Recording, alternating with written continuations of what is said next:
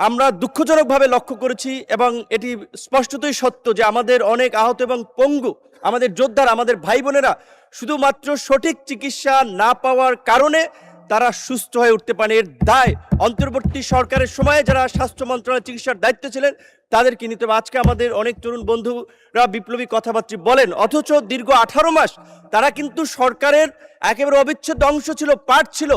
এই বিচার কিংবা এই আহতদের ক্ষতিপূরণ, তাদের কল্যাণের জন্য তারা সঠিক পরিকল্পনা নেয়নি। এটা অত্যন্ত দুঃখজনক। এমনকি আমরা দেখেছি এই জুলাই গণঅভ্যুত্থান আহতদের তালিকা নিয়েও একটি নয়ছয় করা হয়েছে। মাননীয় স্পিকার, আমাদের সরকার দলীয় জোটের একজন বন্ধু, উনি অনেক কথা বললেন, অন্তর্বর্তী সরকারের দায়টায় দিলেন। তো ওনারা এখন সরকারের পার্ট, প্রতিমন্ত্রী হয়েছেন, ওনাদের আন্দোলনের ফসল।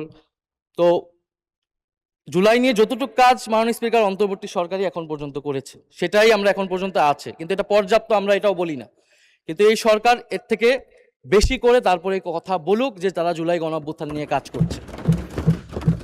বাজেটে ভাতা দেওয়া হয়েছে, এটা অন্তর্বর্তী সরকারের সময় সিদ্ধান্ত নেওয়া। তারা এবার এটা কন্টিনিউ করেছে, এই জন্য তাদেরকে ধন্যবাদ দিচ্ছি। জাদুঘর, সেটাও অন্তর্বর্তী সরকারের সময় উদ্যোগ নেওয়া, ট্রাইব্যুনাল বলেন, সবকিছুই। তো আমরা আশা করব এটাও পর্যাপ্ত না, ওনারা পর্যাপ্ত উদ্যোগ নেবেন, সেটা আমরা আশা করছি।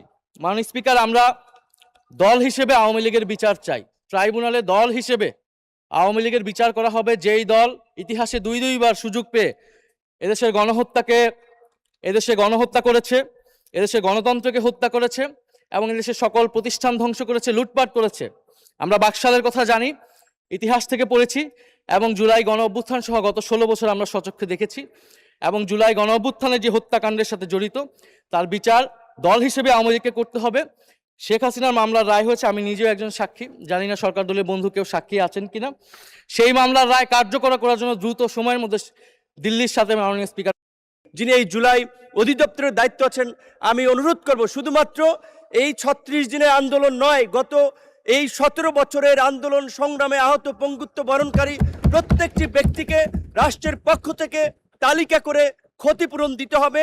এবং আওয়ামী লীগের প্রশ্নে, বাংলাদেশের পররাষ্ট্রনীতির প্রশ্নে বাংলাদেশের সাথে ভারতের সম্পর্ক কি হবে, এই বিষয়ে সরকারি দল এবং বিরোধী দলের একটি নীতিগত সমঝোতা রাষ্ট্রের স্বার্থে প্রয়োজন। এই আহ্বান রেখে আমি আমার বক্তব্য শেষ করছি। আল্লাহ হাফেজ।